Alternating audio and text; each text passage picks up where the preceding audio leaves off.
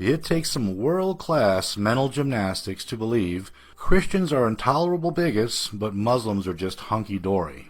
Or that blacks should be treated with kid gloves because they're an oppressed minority, but blacks who don't buy into the ideology of victimhood should be denigrated based on their race and called things like Uncle Toms. Or believing that whites against massive non-stop third world immigration into white countries like Germany or Sweden are evil Nazis, but all non-white countries are allowed to be homogenous. Not too many leftists are calling Tibetans Nazis for opposing diversity and wanting to keep their nation and culture intact. The left's endless double standards are pretty baffling if you don't understand their motives and agenda.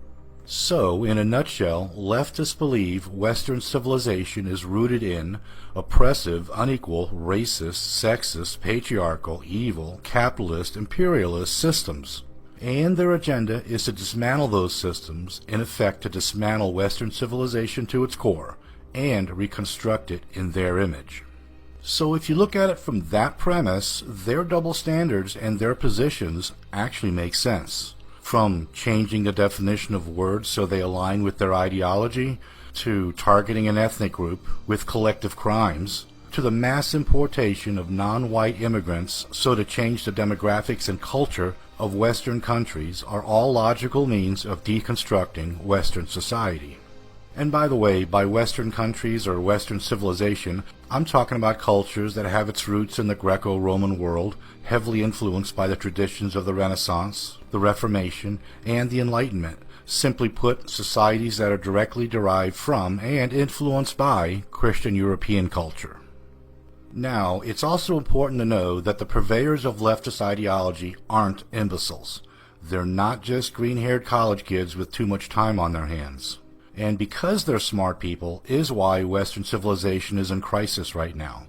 They understand how to propagandize, how to gain social control, and they understand that in a democracy, undermining Western values and demonizing those who stand in their way can be more effective than violent revolution.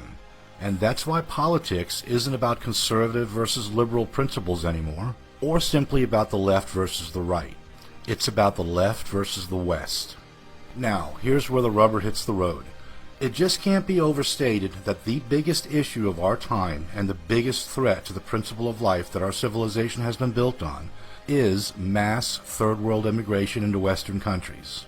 Viktor Orban, the Prime Minister of Hungary, explained this in an epic speech in 2016 when he said, "Today in Europe it's forbidden to speak the truth. It's forbidden to say that Europe is threatened by migration.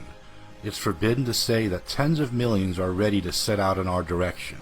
It's forbidden to say mass immigration brings crime and terror to our countries. It's forbidden to point out that the masses arriving from other civilizations endanger our way of life, our culture, our customs, and our Christian traditions. It's forbidden to point out that those who arrived earlier have already built up their own new, separate world for themselves, with its own laws and ideals, which is forcing apart the thousand-year-old structure of Europe. It's forbidden to point out that this is not an accidental and unintentional chain of consequences, but a pre-planned, orchestrated operation of a mass of people directed towards us. It's forbidden to say that in Brussels they are concocting schemes to transport foreigners as quickly as possible and to settle them here among us. It's forbidden to point out that the purpose of settling people here is to reshape the religious and cultural landscape of Europe and to re-engineer its ethnic foundations, thereby eliminating the last barrier to globalism, the nation-state. It's forbidden to say that Brussels is now devouring more and more slices of our national sovereignty, and that in Brussels many are now making a plan for a United States of Europe. It's absolutely no coincidence Marxists have planned for the destruction of the nation-state for over 100 years, and that European leftists want to do the same thing today. And using mass migration to erode the nation-state so to create a centralized superstate is hardly a new concept either. Now, just so we're on the same page, a nation is a population with a shared heritage, which includes a common language, history, religion, and ancestry. A state is a defined territory with its own government. A nation-state is a state that encompasses mainly one nation of people. For example, the Jews are a nation, so before the creation of the State of Israel in 1948, they were a stateless nation.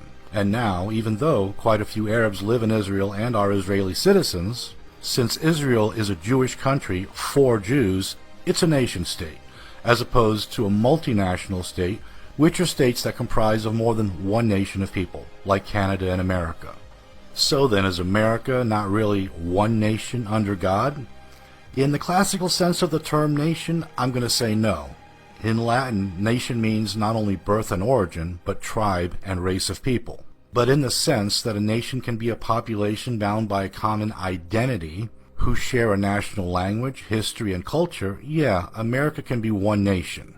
And that common identity, even if it's not in its purest form where there's a shared ethnic ancestry, creates social unity and cohesion.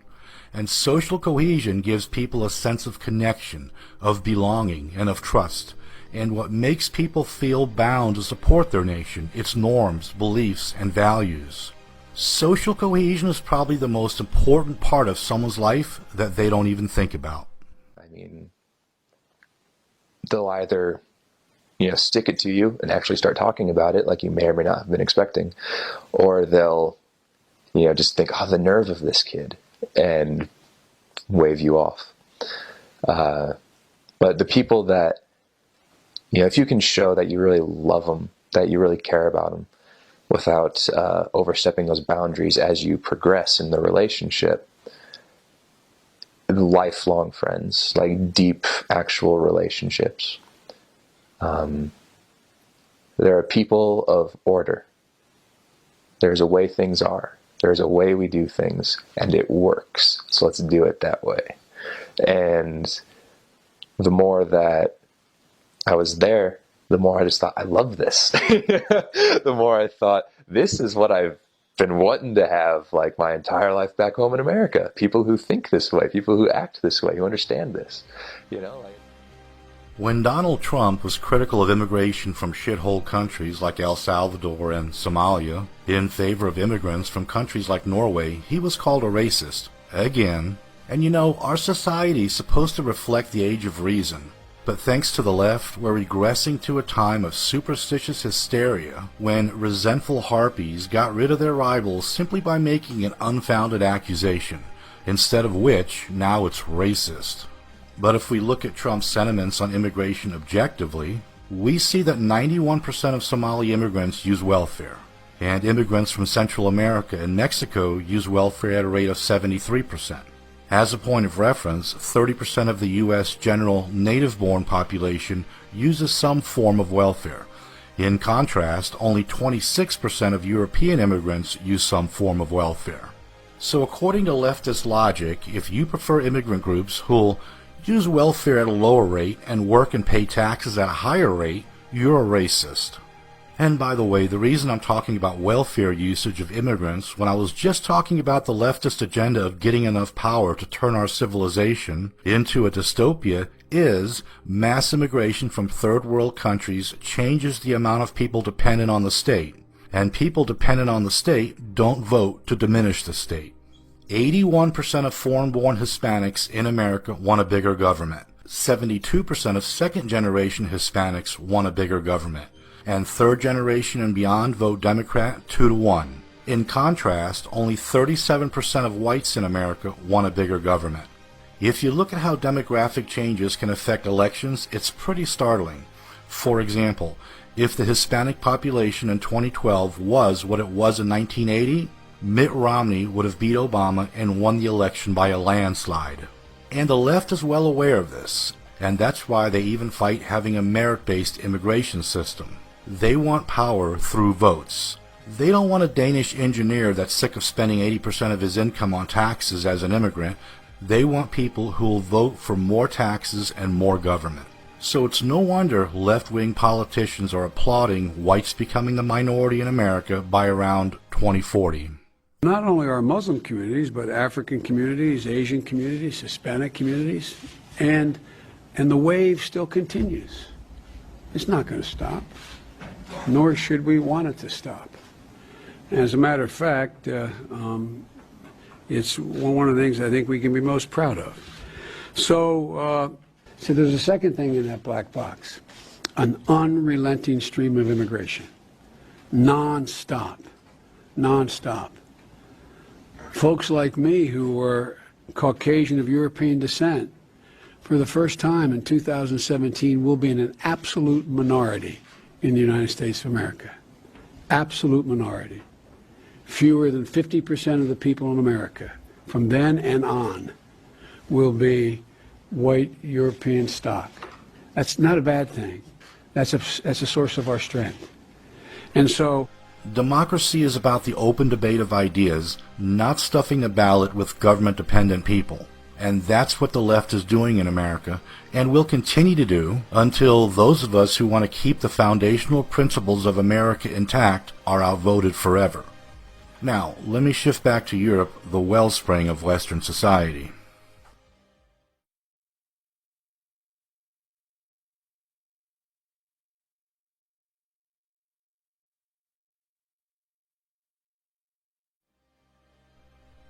The argument Angela Merkel makes for the mass importation of migrants is that most of Europe has below replacement level fertility rates. Replacement fertility is a number of childbirths per woman that is required to replace the existing population. For a couple to replace themselves in a population, they need to have 2 kids. Actually, accounting for mortality, it's like 2.1 kids in a first world country. Birth rates vary by country, and the native German birth rate is 1.6. Most migrants being led into Europe come from cultures with very high birth rates. For example, the overall Muslim birth rate in Europe is 3.1. So, that's not a solution to a future labor shortage, that's a recipe for replacing the native population. Let me illustrate. If Europe closed its borders today and didn't accept one more immigrant, Europe's Muslim population would still increase by 40% by 2050. If Europe continues its current migration policy, France and Germany will be over 20% Muslim, and in Sweden, 1 in 3 people will be Muslim by 2050. And due to exponential increase, not long after that, Muslims will actually begin to become the majority in some Western European countries. By the way, the reason I'm talking about Muslim migrants specifically is because the overwhelming majority of migrants entering Europe are from Muslim-majority countries east and south of Europe. A population voluntarily replacing itself is unprecedented in human history, and is seen as insane by nations not influenced by leftist ideology.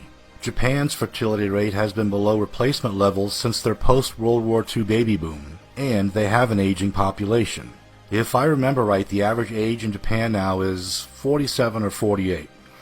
But because the Japanese see unity in a unified people, replacing its population through mass immigration as a solution to low birth rates is not an option. Instead, they're simply weathering the storm. And if Japan follows its current immigration policies, it'll still be culturally, religiously, linguistically Japanese in 100 years. They'll retain their national identity, their social cohesion, along with their customs, traditions, and history. Same goes for other countries with sane immigration policies, like Poland. Michel Houellebecq wrote a best-selling political satire in 2015 called Submission. It's about a near-future France where the fundamentalist leader of a Muslim political party defeats the National Front Party and is elected president of France with the help of the Socialist Party. The Sharia is implemented and non-Muslim discrimination ensues. In the book, the main character's Jewish girlfriend tells him she's going to Israel because things have gotten so bad in France, and he says to her, "I don't have an Israel to go to." That passage is particularly disturbing because it shows the consequences of one generation throwing away the culture that had been given to them from their ancestors who paid with their blood to pass that culture on intact. A culture is not about us here and now. It's a pact between our ancestors, us who are alive, and our future generations. And to break that pact by giving our children a Vienna that resembles Mogadishu is about the most evil thing someone can do. And nationalists, who are just people that want to preserve their nation and its culture, understand this. But through psychological warfare, through propaganda and censorship, through decades of social conditioning via the government, the schools, politics, and media, nationalistic ideals have been demonized by leftists because nationalism is what stands in the way of the leftist agenda. Describing Germans as white people who share a common ancestry is damn near a hate crime now. To the leftist globalist, anyone can be German or Danish or a Swede. Heritage means nothing, and this loss of national identity makes national borders seem irrelevant, and open borders assumes the loss of independence. Here's an example of leftist propaganda that was all over Swedish television. Det finns ingen väg tillbaka. Sverige blir aldrig som det varit. Europa är i förändring och Sverige behövs som en trygg plats för människor på flykt. Nu måste vi söka vägar framåt och hitta ett sätt för alla att leva tillsammans. Det är dags att inse att nya svenskar kommer att ta plats. Med kultur, språk och vanor. Och det är dags att se det som en positiv kraft. Att vara svensk måste få vara mer än hudfärg och födelseort. Det måste få vara du, jag och alla tillsammans. Det är inte bara nya svenskar som ska integreras. Alla behöver integreras, även etablerade svenskar. Integration handlar om ömsesidighet. Låt oss skapa en framtid Som bygger på lika delar realitet och framtidstro. Låt oss bygga ett land Där vi sätter hat och rädsla åt sidan. Vi har alla det nya landet inom oss. I våra synsätt, tankar och handlingar. Det är dags att vi tillsammans formar ett land som är stolt, inkluderande och hållbart. Något nytt. Det nya landet. So this is blatantly telling Swedes they need to get over the fact that Sweden is not their country anymore. And only in a white nation is a message like that not considered reprehensible, even by the left. European nation-states are our home, and there is no place to go if we open our home to the world and it becomes unlivable. Europeans are already having to flee parts of their home. Molenbeek was a beautiful old Flemish village, but is now 40% Islamic and is where terrorist attacks are planned, including the Jewish Museum attack in Brussels and the Paris attacks in 2015, and where a surviving Paris attack jihadist returned to for refuge from an international manhunt. And if you're not cool with this transformation because of leftist propaganda, you're a racist, because diversity is our strength. And through this conditioning, whites are being convinced to accept their own displacement and celebrate everyone but their own people. To be clear, international leftists don't want mass immigration because they love immigrants, but because they want to change society. And we're not against mass immigration because we hate immigrants, but because we don't want our society to change. And you can't transform the demographics of a society without also having a cultural, economic, and political transformation. Period. Because I mean, I get this question or comment a lot, of course, when I talk about this stuff. A lot of the Jews that I've talked to seem to be very pro-immigration, but not to Israel. Like, do you think that Israel should be taking a lot of Syrian refugees in? It's probably not in their self-interest. It's not what I asked. Man, that's hard. Oh, really? Probably, I mean... Yes or no? Probably not. Why? Huh? Why? Don't you all value diversity? Where's your multiculturalism preferences? I mean, why is it bad? Because they sort of want to kill the people that they would immigrate to. Okay, so but wait a minute. Hang on, man. Yeah. Didn't you just give me a whole speech about not judging people collectively? And innocent until proven guilty, my friend? Oh, wait, is that only for Christians? Is that only for white people? When it comes to your country, things get a little different, right? I mean, well, I'm not saying that they have a right to not let him in. I'm just saying it's probably not in their interest to do it. Come on. You know you're squirming, right? I don't mean to be mean, but you understand this is a bit tough to hear from the outside, right?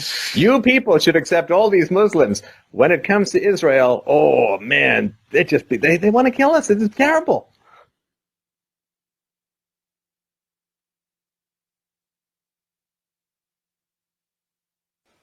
Okay, but then what's wrong with white European Christians being tribal?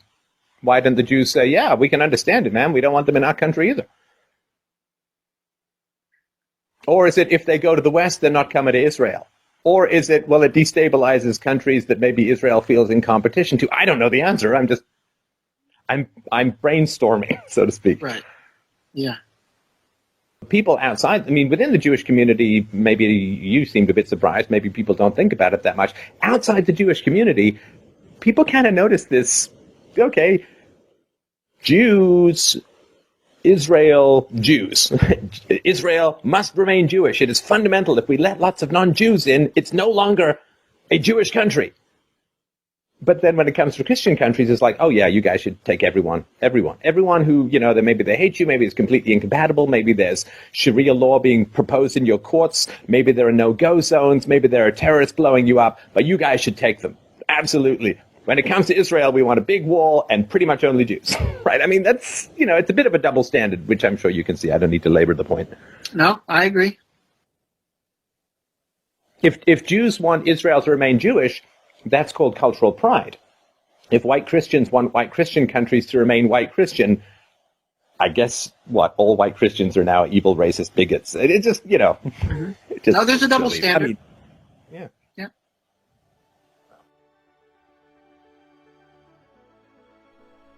The bottom line is, mass immigration is being used to erode the nation-states, so to dismantle the 1,000-year-old structure of Europe. And that's so Europe can be restructured in accordance with the leftist worldview. And that includes creating a centralized, untransparent, unaccountable, undemocratic superstate.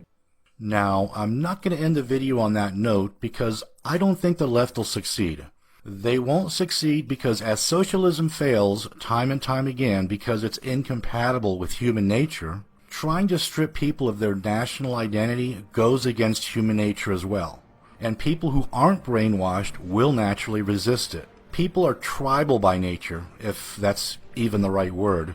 I think it is. I mean, people care about their own community and nation more than a foreign nation. This is ingrained in us through biological evolution. And some bullshit ideology based on a utopian fantasy won't change that.